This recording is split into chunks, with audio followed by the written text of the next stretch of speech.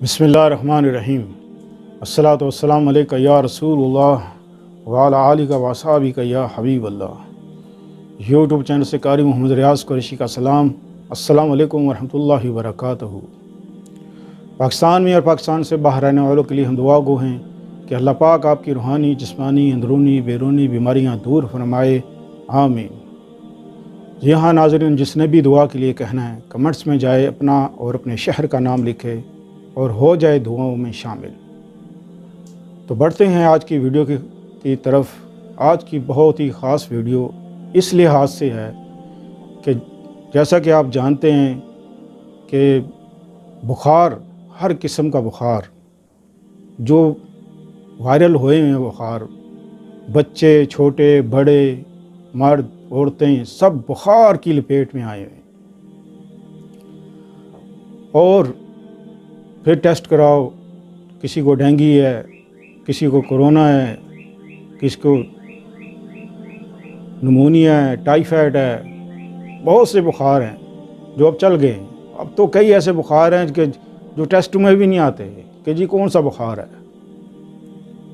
اس قدر بخار جس سے انفیکشن، سینے کا انفیکشن، گلے کا انفیکشن اور بہت سی تکلیفیں انسان کے اندر جنم لیتی ہیں۔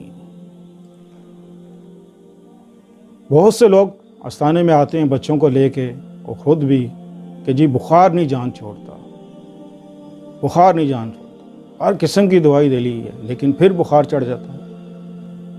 آج ہم آپ کے لیے خصوصی ویڈیو اس لیے تیار کی ہے کہ آپ لوگ ان بخاروں سے جان ہمیشہ کے لیے آپ کی چھوڑ جائے۔ ہمیشہ کے لیے تو نہیں چھوڑتی، لیکن جو انسان کو بخار ہوتا ہے تو ڈاکٹروں سے آپ کی جان چھوڑ جائے گی۔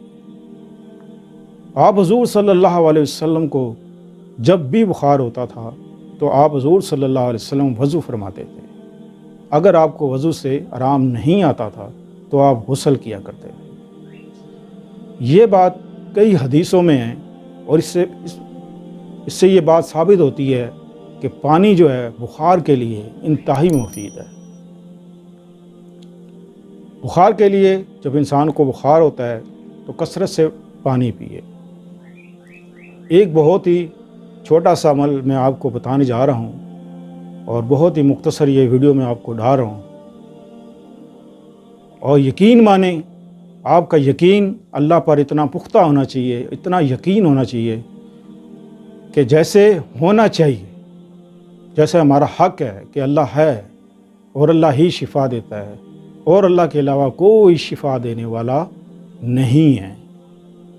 بعض اوقات ہم نے ایسے حالات بھی دیکھے ہیں کہ انسان کے سر میں درد ہوتا ہے تو وہ سر کا درد کئی سال تک اس کے رہتا ہے، نہیں آرام آتا، اور بعض لوگ ایک پیناڈول کی گولی کھاتے ہیں، سر میں آرام آ جاتا ہے۔ اس کی کیا وجہ ہے؟ کہ جب تک اللہ نہ چاہے شفا نہیں مل سکتی۔ یہ بات آپ ذہن نشین کر لیں، جب تک اللہ نہ چاہے۔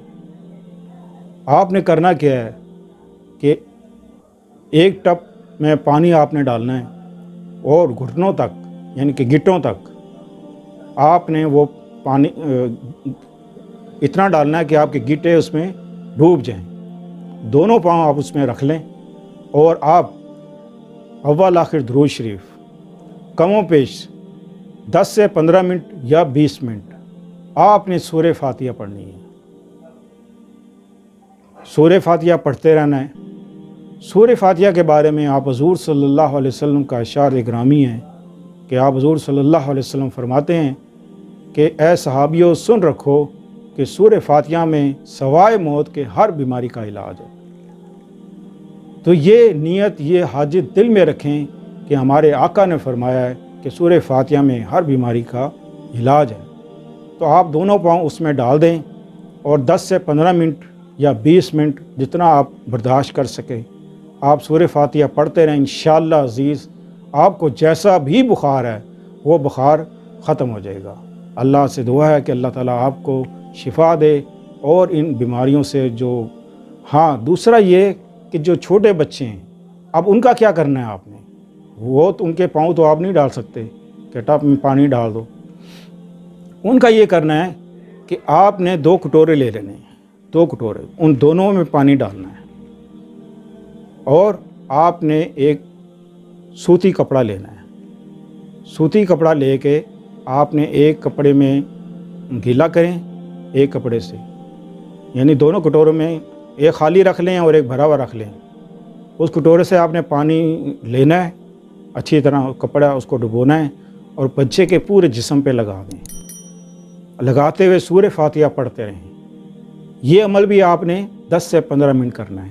جب آپ نے کپڑا نچوڑنا ہے تو دوسرے کٹورے میں نچوڑنا ہے، اس کو پھر نئے پانی میں ڈبونا ہے، پھر اس کو لگانا ہے، اس طرح پھر اس کو نچوڑنا ہے دوسرے کٹورے میں، اس طرح آپ اس کو نچوڑتے رہیں گی تو وہ جتنے جراثیم ہوں گے، جتنا بخار ہوگا، وہ سب انشاءاللہ عزیز آپ پٹی کرتے ہی جائیں گی اور بخار ختم ہوتا جائے گا۔